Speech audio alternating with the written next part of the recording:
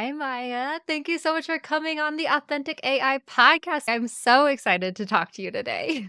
Thank you. I am so excited to talk to you today. So, guys, Maya was actually a guest for our AI political climate expert round table in February, and she shared with us a lot about climate change and AI impact. But before we dive into the conversation, I'd love to have you tell us a little bit about yourself and what you do.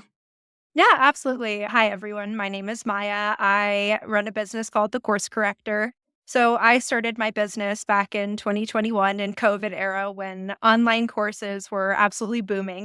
And I started seeing this issue with online courses where it was this collection of information and course creators weren't properly putting together their courses or like properly even teaching their courses to their audience, and they were seeing drop off.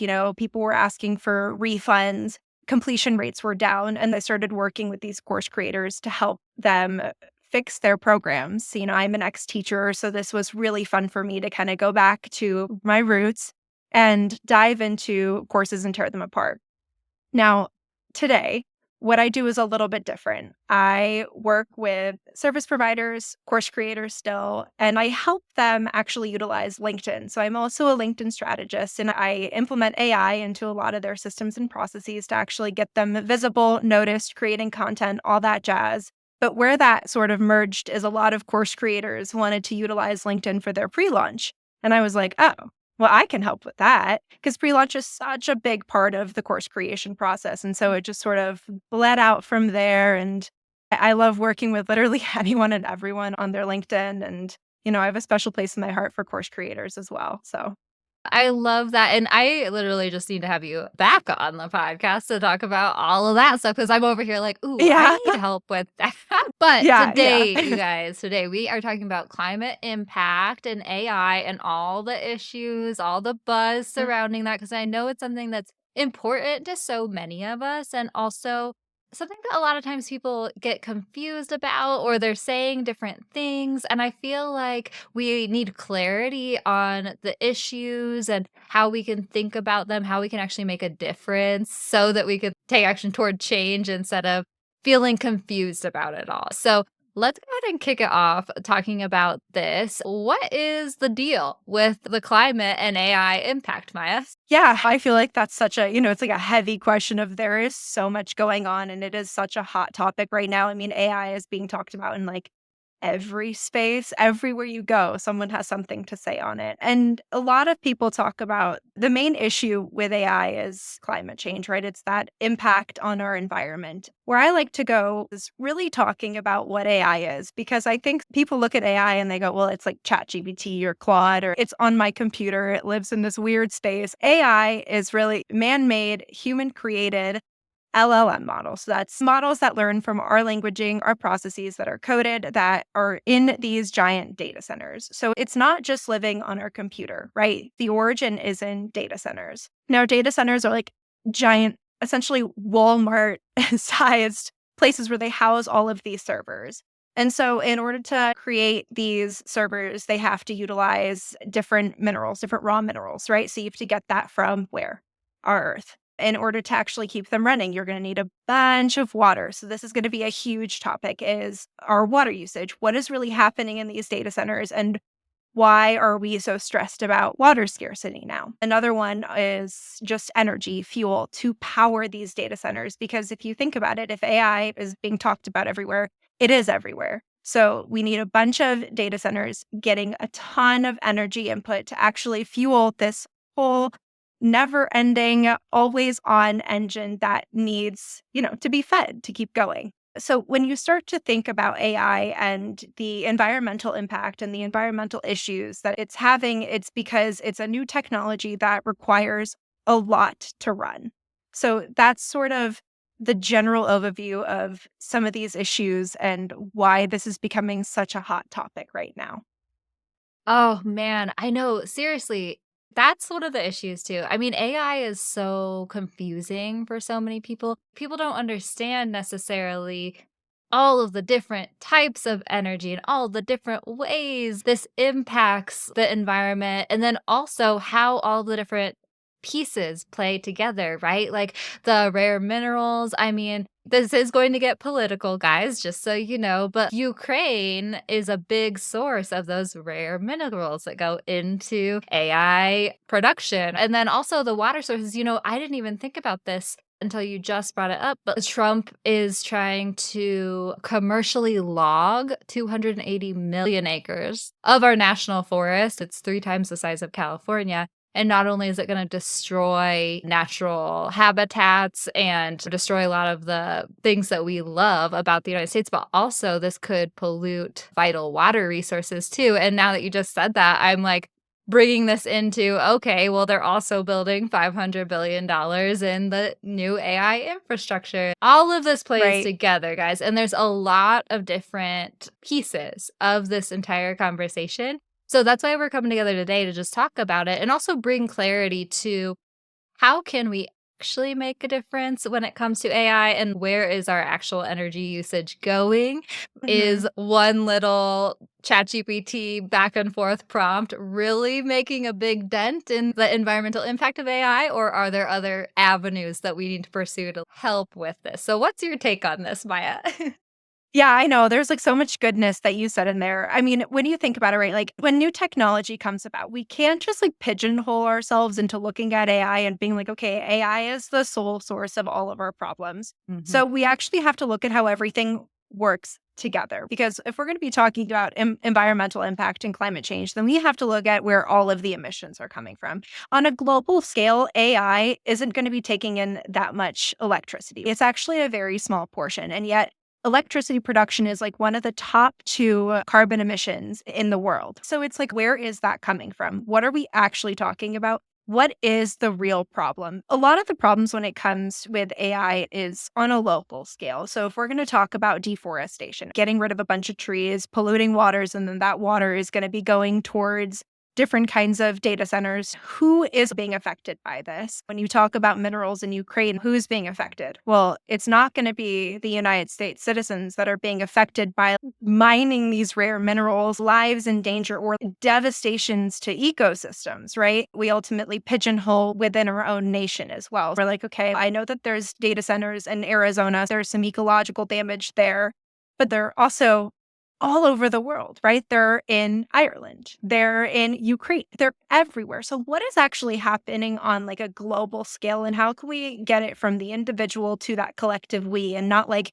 we the people of the United States, but we the people on this planet Earth, when we need water, trees, we need oxygen, we need all of this to survive. We need biodiversity. And yes, like deforestation does cause a lack of biodiversity. Deforestation absolutely pollutes waterways. So does, producing these data centers. But what is the actual damage and what can we do about it?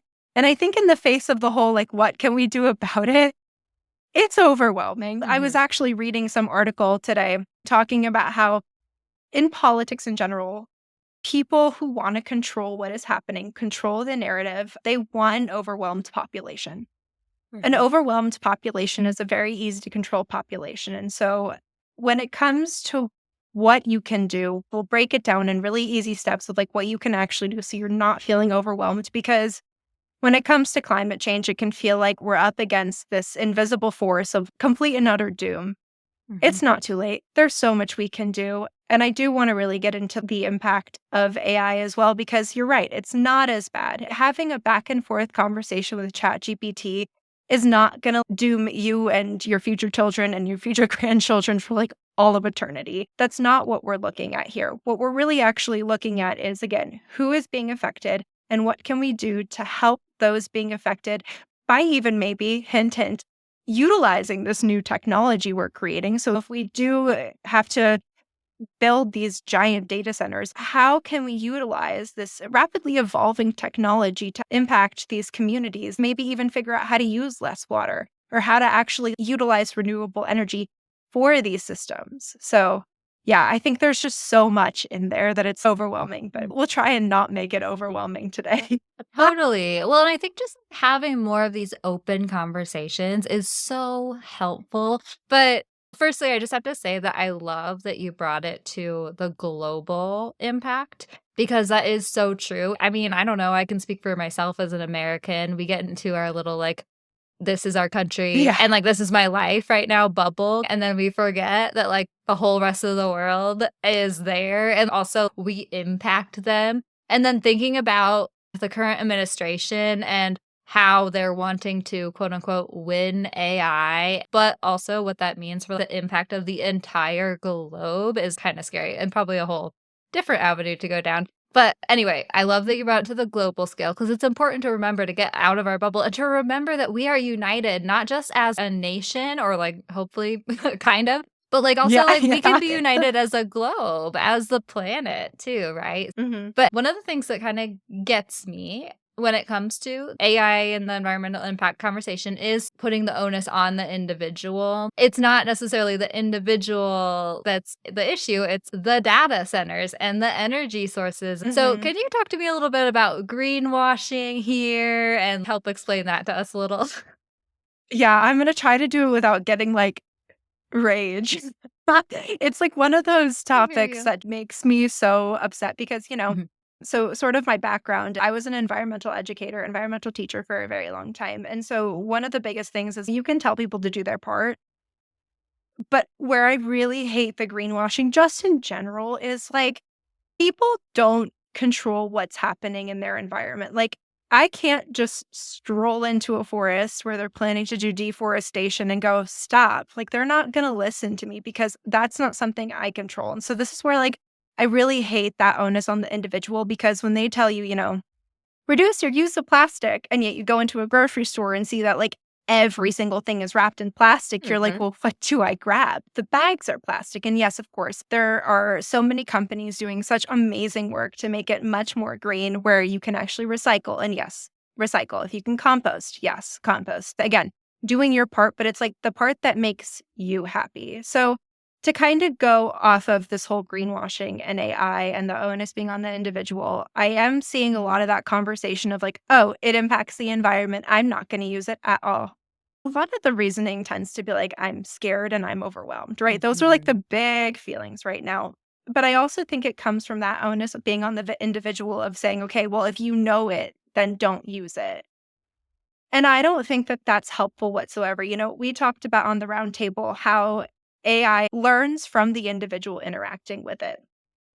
And so if we have people who are constantly using AI, but they don't care about the environment, AI is never going to learn that we need to actually, pardon my French, but give a shit about what's happening in our world around us, to care about the earth around us.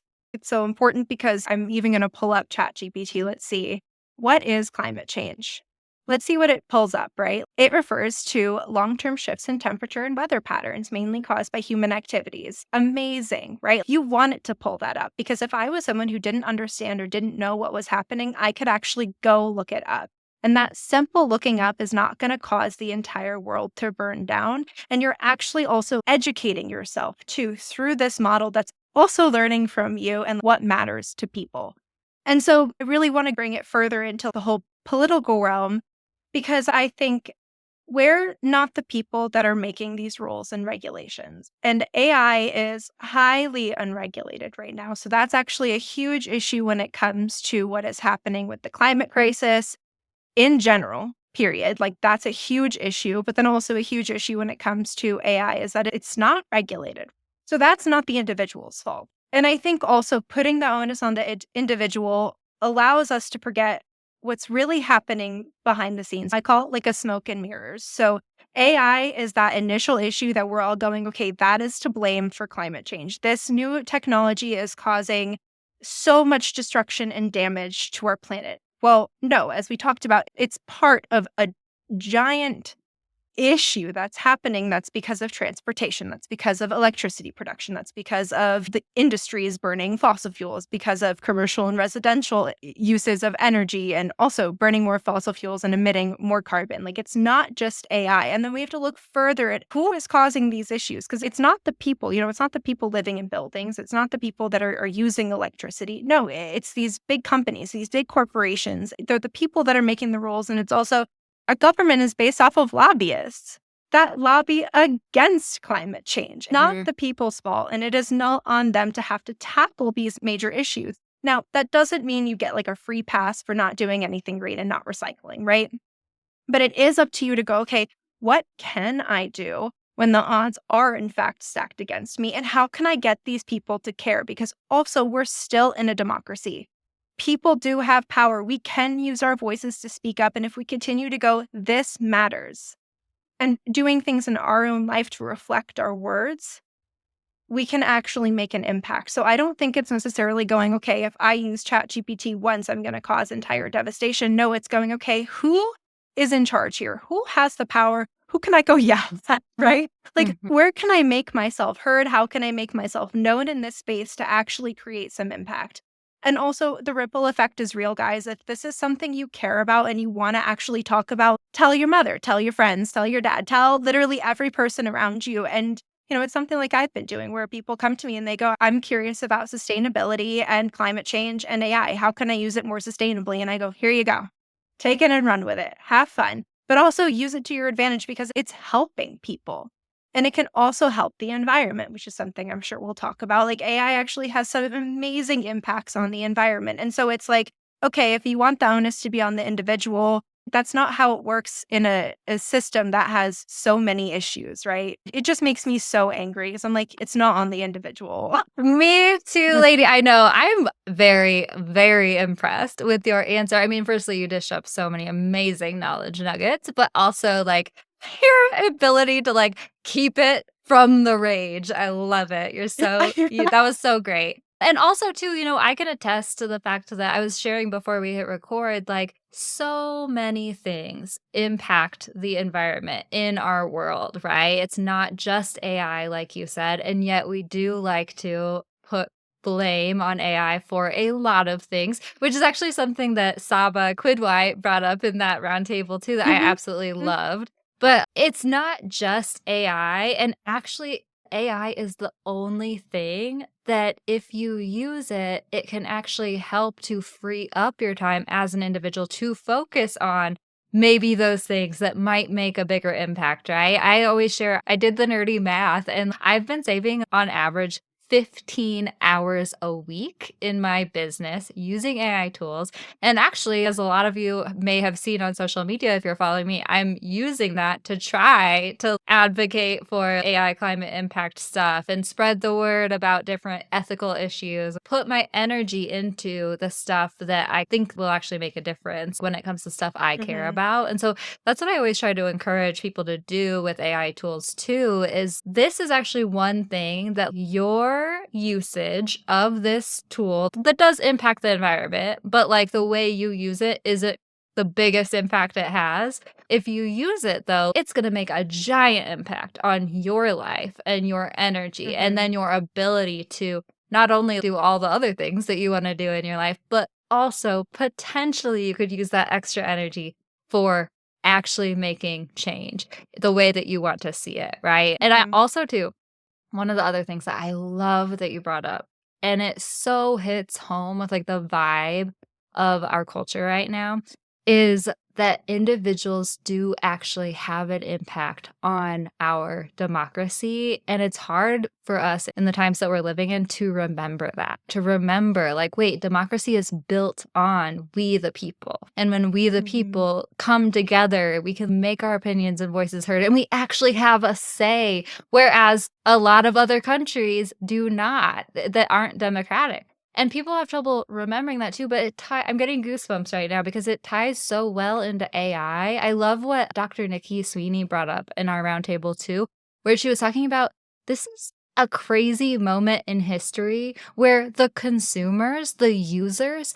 actually have more power than ever to influence the tools that we're using because AI tools are at this point trained by user input. We can influence the tools that we use, which is why we're trying to help more women and underrepresented voices embrace these tools. But also, I had not thought about that until you brought it up that, like, if people who care about the environment are not using AI tools, what does that mean for our future models? if only people who Right. maybe don't even believe in climate change are using AI tools, what does that mean for our models? I was brainstorming with ChatGPT about LGBTQ plus people the other day and like just how to use correct language when it comes to that because I really want to try to like encourage more of those people and amplify more voices when it comes to AI tools for that. As I'm having this conversation with ChatGPT, I was realizing the same thing about like that sort of thing too, right? We need people who care to be talking to these tools about the issues they care about so that the future models can still reflect that. Right, and I mean, I even think about it in the sense of the people that are actually utilizing AI for good, right? Because there are plenty of people using it for good in terms of the environment and climate change. They're utilizing AI to create new technologies. I'm thinking of the water issue, right? They're actually utilizing AI to brainstorm new technological advancements in terms of how to actually store these servers with the least amount of water so that we're not Mhm. just consuming a ton of water and then it gets evaporated back into our system and continues to have like an unequal, disproportionate movement of water because, water is evaporated and it goes everywhere. And so ultimately, like if I'm in Arizona and I drain up a water source and it gets consumed and it's evaporated and it goes somewhere else, like that water is not going to come back. But with these new technologies, I'm able to solve that problem, whereas prior I was not. Because the thing with artificial intelligence is it gets you from point A to point B in the quickest route possible so that you're able to actually come up with solutions and for your brain for more creative thinking and thinking outside the box and coming up with ways that, you can actually utilize good to solve these issues when before it was out of reach, right? You didn't know enough to actually do something about it. Now you have the entire essentially like human brain is right at your fingertips and you have the ability to tap into every aspect of it. For example, I'm absolutely terrible at physics, but if I had to deal with physics for some reason, I can ask ChatGPT to help me solve something that I need to be solved so I can come to this great solution that's going to save our planet Earth, right? Like, it has the ability to do things, streamline things, so I have the ability to sit there and go, "Okay, I really wanna tackle this water scarcity issue." I now have the time, availability, opportunity to do it, and it's also who is it giving the opportunity to? I think this is so important to talk about in terms of AI and climate change because I feel like it's so interlinked with privilege and Mhm. who has the ability to access tools and who has the ability to further themselves and, we've always needed extreme credentials in terms of getting degrees, your graduate degrees, and then going out into the world. What do you look like? What do you sound like? All of these qualifying factors, right? Mhm. Especially in today's environment, political environment. But when you have a model like ChatGPT, you're actually giving opportunity to others to come to the table with solutions, especially with underrepresented voices, because the people that have had the most voice when it comes to climate change and climate issues are not the people most affected by it, which are minority communities, indigenous communities. When you free up the ability to have all of the world's knowledge at your fingertips, you're giving opportunity to everybody to come to the table for solutions for real issues that might not affect you, right? I think like that also just really hits home for me too, in the sense of like, again, that who is this impacting? It's not going to be impacting me in my walk up apartment in Chicago. It's not. But Mhm. I have that recognition of my privilege. I understand that. So, what am I doing to free up my time so that I actually have the ability to give back to the things that I care about, to include people who might not otherwise be at that table? It's not Mhm. just dragging seats to a table, it's building new tables. It's literally reinventing things when people have been left out for so long. And again, like I really think it goes hand in hand with the climate issue because we have continuously said we don't care to minorities and underrepresented communities because we have essentially trashed where they are living. And, we can see that in terms of AI and how we use water or where this waste is going. We talk about agriculture. How are we affecting even our farmers with this, right? Mhm. Like it matters because I was even reading an article about how in these small towns in Virginia, they're paving ways to bring in so many data centers where there's one cow to like literally every three people, right? These are our farmers. This is agriculture is our backbone of society. We need to eat. But if we continue to affect our farmers in terms of energy, in terms of water and stuff like that, we're affecting everybody else. But again, who's going to get hit first? So I think with climate change, if you utilize these technologies, it's like who's wielding the weapon? If you're utilizing these technologies for good, you can come to the table and say, you know what? I actually have solutions, but how can I actually bring more people in and get more narratives and talk to more people and understand more of what's going on? That's not just my limited worldview because I have the world at my fingertips right now, at all of the information. So, yeah, I think Yes. that's just another huge part. Oh my gosh, girl, everything you guys I don't know if you're not watching this on YouTube, you can't see me, but, like, every time Maya talks, I'm over here, like, doing the biggest head nods. I'm like, because I'm agreeing with everything you're saying, you're laying it all out. Thank you for sharing all of these things and the perspective that you're sharing with us because it's so, so important, and I think that this now kind of pivots to one of the bigger issues and why I decided to host the AI political climate expert roundtable and like how it all kind of comes together, right? Because this is why Trump in the AI era is truly so terrifying. Well, there's so Mhm, many reasons. mhm. It's scary. And because one of them, when it comes to climate impact, is that our current administration does not believe in climate change. And this is an issue, and it all swirls together. They're building these AI data centers, the infrastructure, without any concern whatsoever or any regulations when it comes to energy, water sources, that sort of thing.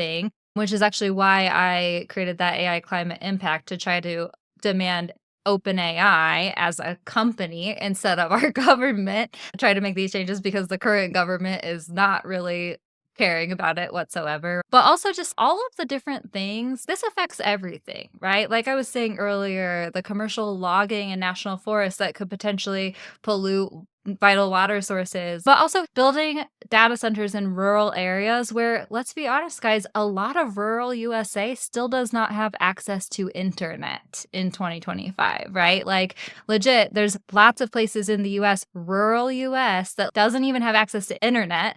And yet now they are trying to take over with AI data centers in these places. And also, like, oh, okay, so we're going to build AI data centers on farmland. So, what are we going to do about food? Okay, well, we're going to have to import it. Well, Trump is currently pissing off every other country in the Everyone, world. everyone. And so, like, what the hell does that mean for trying to get food for Americans from other countries that he's currently pissing off? Like, it all plays in together, and again, this is, like, a huge conversation, and we don't want to depress you even more, but let's just talk about real quick, like, what is the political impact that this is all having? Do you have any thoughts for us about how politics really plays into this?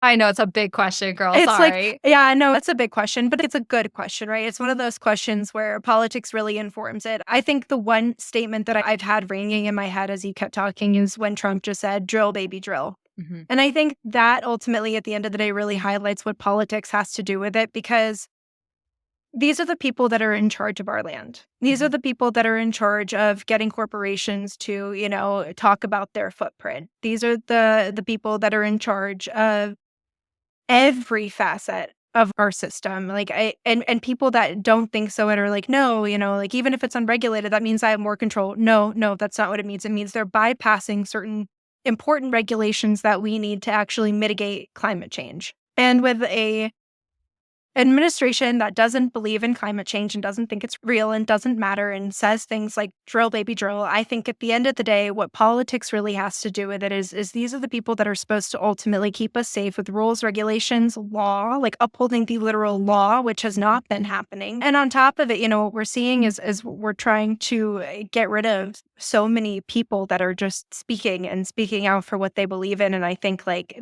that, I would be remiss to say that doesn't also impact climate change in the sense of it makes you question who's next. And if they don't believe in climate change and people are consistently speaking out about something that genuinely matters, what's going to happen to their voices just in this space? And so ultimately, that's something where we have, also a fun fact that I love to say we are the only nation that actually knows our constitution.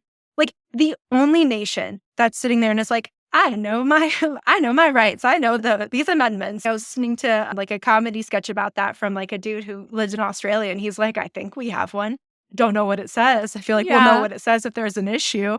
But I'm like, we're the only nation that is built off of this idea of freedom and individual liberties. And ultimately, government is supposed to uphold that. In the current administration, what happens when climate change doesn't get heated, when, we're not upholding certain regulations, when government doesn't put this stuff in place, who is going to get hurt? Us and our individual liberties and our freedom, which is, again, what this nation is founded upon. So I think that's sort of my way of saying that's what politics has to do about it. I also do like to mention, you can call up your local elected officials. They're put in power because we voted. We still have a democratic system. We vote these people into power. And so if they care about climate change, ask them to advocate for it, whether it's in Senate hearings, any congressional hearing, right? Or like your local town hall. You're allowed to speak up, speak out, and talk to these people or talk to their offices about it. And these are the people that are supposed to be looking out for us. And also holding organizations like OpenAI accountable. A lot of these AI organizations, they're not being honest about Mhm. their carbon footprint. They're not telling us this information. And so a lot of data scientists are sitting there going, we're trying to crunch these numbers, and guess what? We can't because we don't have the appropriate reports. And Mhm. so we don't actually know what this real issue is. Oh, by the way, we're actually defunding, the Department of Education. We're getting rid of scientists. We're not funding their research anymore. That's what politics has to do with it, right? Like it's Yep. all interconnected, linked. And if we're not funding these scientists that are making not just for like cancer, right, but making headway for Yeah. climate change as well, it's like what is going to be lost? So Yes. much. Thank you for that. And I do just have to say too, guys, so if you want to take any action with AI and climate impact right now, I did create that AI climate impact petition. I'll link it in the show notes, but it is just like an easy petition for anyone around the globe to sign because it's not just an American issue. I'm trying to hold open AI accountable to this because, hey, you're supposed to Mhm. be open and transparent, open AI, and yeah, backtracking a little on that.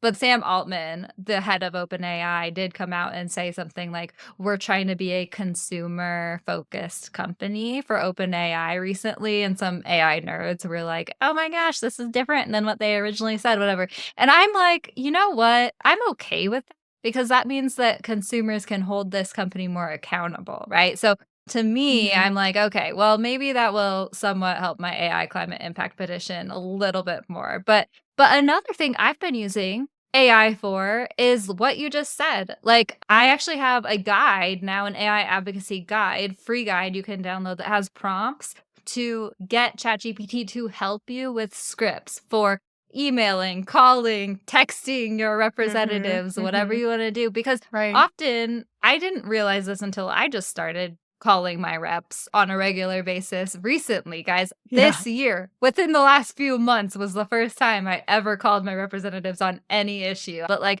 it's not that hard. It doesn't have to be that scary as someone who hates talking on the phone and is Yeah. antisocial. Also, like, you kind of feel empowered, and ChatGPT can really help you. One of the things that was stopping me is because I feel like I was so overwhelmed by all of the thoughts going through my head, all of the things that I was learning online and like what's true, what's not true. Like, how do I get my thoughts straight to even understand how I feel about this issue, but then also to express that to my representative in a way that sounds smart and is actually helpful for them and like encourages them to take some sort of action, right? And ChatGPT has been helping with me with that so much, and you guys, I'm such a weirdo. I even, like, had ChatGPT look up my representatives', like, stances and history and stuff like that, so that I could Yeah. more so speak to, like, what they, quote, unquote, "believe in," right? I think that just right there is so beautiful. If I could wrap everything in a bow of like what to do, there you go. Because Mm, like you're not just like don't expect to just come to the table knowing everything, right? You might not know how to talk to your representative. You might not know how to use Chat GPT sustainably. You have a tool that you can ask and like find out the stances of your local elected officials. I feel like that is so I don't know. And maybe this is just me, but sometimes I feel like finding out that information sometimes can be so hard because they're politicians. Like, Yep. you're like, "Okay, well, what do they actually stand for? Like, what is it?" Mhm. And so finding out that information where ChatGPT can also synthesize it and understand what they're saying to multiple different communities and put it all Mhm. together and actually give you something to look at and tailor your information to them. It's just like what you're using AI for in business, right? If you're trying to Mhm. utilize AI to get your audience's messaging right, you're the audience for these elected officials. You just have to get your messaging right for them to listen to you. Yeah, I think that's incredibly important. I think like that right there is please go do that. So And and download her guide. It's so nerdy too, and actually, now that we're talking, I feel like I need to update the guide with a few more things because also another thing I've been doing, and especially with this administration, there's a lot of language being used as a weapon, guys, and what I mean by Mhm, that is that they are proposing a lot of things and wrapping it in prettier language than the reality of the situation. And as a word nerd, it gets me so much because, like, the majority of Americans are good-hearted people. I want to believe that, right? mhm, And there are a lot of people who are supporting the current administration because they hear the stuff that they're saying wrapped in a pretty bow instead of the reality of the situation. And also in general, bills are confusing. Politics are, like, really boring and, like, hard to understand a lot of times and yeah. stuff. And ChatGPT is an amazing tool for understanding. People are talking about this issue. What does this really mean? Explain this to me in terms that, like, I would understand, or, like, should I care about this? If you have a ChatGPT that's actually trained kind of to understand you, which is something else that I do with authentic AI, right? Sometimes I'll be like, based on my values, what do you think? Like, let's propose the different sides of this. And what do you think I'm most aligned with? And thinking critically, of course, because you should never let a robot tell you what to think. But it can really be helpful for digesting information and then figuring out, how do I feel about this? These are my personal experiences. And also understanding an issue that's not wrapped in a pretty bow of words. Mhm. Mhm, mhm. Yeah, and then you get to ask AI after you find out all of that information, "Well, what can I do? Yes. What are my next steps?" Right? Based Yes. off of all of my values, what I have said's important to Mm. me. Now that I have these facts, I'm going, "Okay, well, what can I do?" Right? Mhm. Like, literally, it is as simple as that because, again, people want you to feel overwhelmed. They want you to feel helpless. They want you to feel like climate change 1, they want you to think it's not real and that it doesn't matter, but, you're smart, you know it's real, you know it matters, so then they want you to feel overwhelmed and depressed about this big doom loom, like, that's right here. You can do something about it, and I think ultimately it's not about the onus on the individual. It's about what are your values and then acting on those values in a society that I generally do think promotes individualism. When I think we also need to start to talk about interdependence and how it's not just us and other people that are interdependent, it's us in the world as well. We rely on our planet for so much. And if we want it to give back, we do have to treat it fairly. And so, it is about asking those bigger questions and showing up a little bit differently without being like, the world is on my shoulders. And it's okay to take a break. As someone who, like, I think with all of this stuff, I love to go like head down. If I'm doing this, I'm doing it 24/7. I'm researching, I'm figuring out what I'm going to do. I can stay up late hours calling my representatives. It's okay to take a break too. And I think that also just needs to be emphasized in the face of something that feels so big. If you're overwhelmed, please don't push your nervous system. Like, take a second and then come back to it with a clear head when you feel ready. Because no one wants like an anxious wreck. Yeah. Oh, I love that so much. Oh my gosh. Thank you so much, Maya. I have loved this conversation. And I know that everyone is going to feel a little bit more empowered and stuff. So let's go ahead and wrap up by, I know that you have a few little tiny action steps that individuals can take to help their AI usage and stuff. So could you share those with us? Yes, absolutely. So, as much as I said onus is absolutely not on the individual, if there are a few steps when you want to, I think, to approach your AI usage and use it a bit more green. Something that's really interesting is actually looking at the different energy between different AI models. And so if you have GPT-4, right? And it's like this massive image generating heavy duty model that's used for deep research, right? And a lot more very labor intensive prompts and outputs. You can actually utilize more lightweight models like Claude for some of those lightweight inputs. So when you have kind of multiple different AIs going at the same time, you can use it for different things, which does in fact save energy. So again, it's not like it's this big disastrous thing, but it does save energy. So I think that's always super important. Another thing is batching your requests. So if you have a bunch of things that you want to throw into GPT or any AI model, just batch them rather than having it be one thing after the next and just continuously going. Because again, think of it as more energy. You want one input, one output. And then also, this is something that I need to start doing more myself. I will go to any AI model and be like, okay, I need to reinvent the wheel. Forgetting all of this information that has been saved on my like chat GPT's like little sidebar, even in Claude too. I love Claude, but just having it all there, it's all saved. Like I can go back and reuse some of this information instead of like kind of just being like, I need to reinvent the wheel and type in every new question that I just thought of.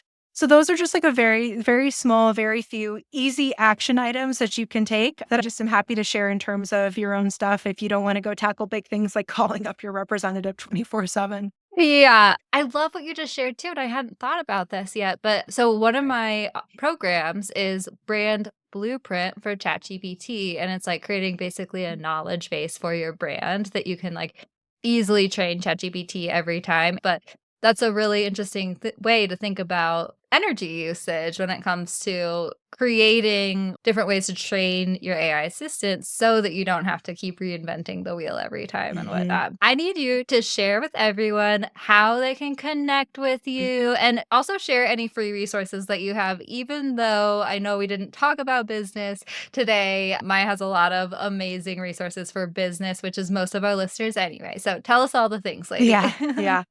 Okay, so you guys can find me at thecoursecorrector.com. So that is my website. That's where I live. If you want to get in touch with me, I do have an Instagram. It is at the course corrector. I check it. I'm not on Instagram. As a LinkedIn strategist, that is my home. Anyone sends me a DM, they will get a reply because I love it. It's just my name, Maya Stojkovich. And if you need help spelling that, go to my website. And then any freebies. So I currently have an AI agent that I'm releasing to the public, which is very, very exciting. It is an AI agent that'll help you actually create your LinkedIn posts because I feel like everyone's big question is where do I start? How do I create these posts? Here we go. I have an agent that's going to help you use it. And so I'm sharing that. Oh man, I cannot wait. Well, thank you so much for coming on here. Yeah. Man, this is such an important conversation. And I'm so glad that you Mhm. shared with us, lady. Thank you so much for having me on here. This was amazing.